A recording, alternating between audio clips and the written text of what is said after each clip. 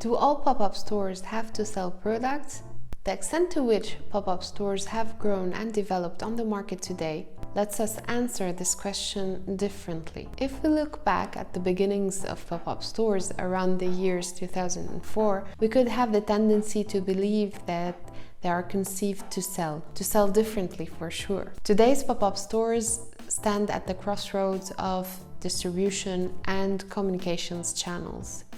Moreover, they have become channels on their own rights. It's important to have a clear understanding of the vocation that a pop-up store is going to adopt, whether it is to sell or to communicate. Let's consider that these two vocations stand at two opposite sides of the spectrum. At one end, a pop-up store that is solely conceived to sell, and on the other end, a pop-up store that is solely conceived to communicate, to advertise, or to inform customers. Now think of the results that could incur from those two. The former can present new collections that are conceived for a specific event or location, capsule collections. It could sell excess merchandise to liquidate the stock or organize des ventes privées or pop-up sessions.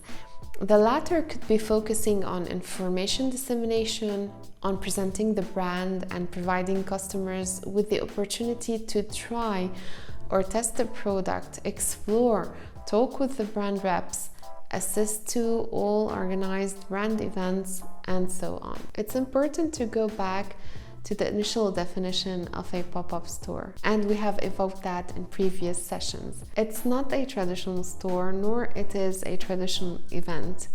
To earn the pop-up nomination, it has to blend either vocation with an experiential dimension. A commercially oriented pop-up store has to provide animations, events, and continuous action to appeal to customers, entice them to visit, immerse and engage them with the store and with the brand.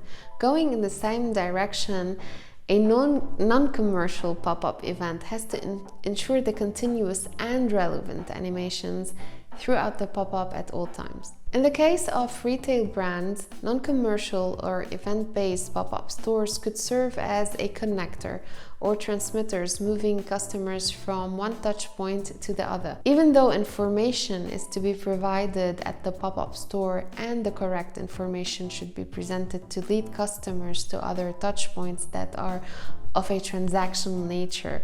This could be an e-commerce website, a virtual store, a boutique, or a concession. To conclude, pop-up stores have to have a clear objective before they are conceived. They have to be planned.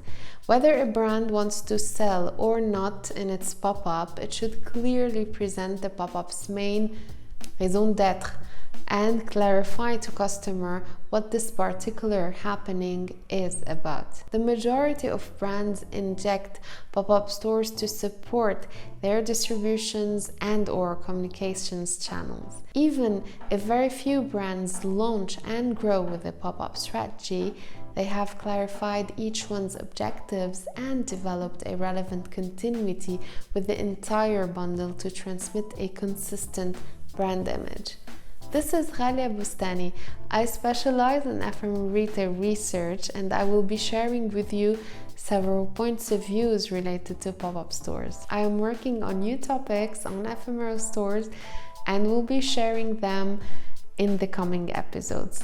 In the meantime, please like, subscribe, and share our content.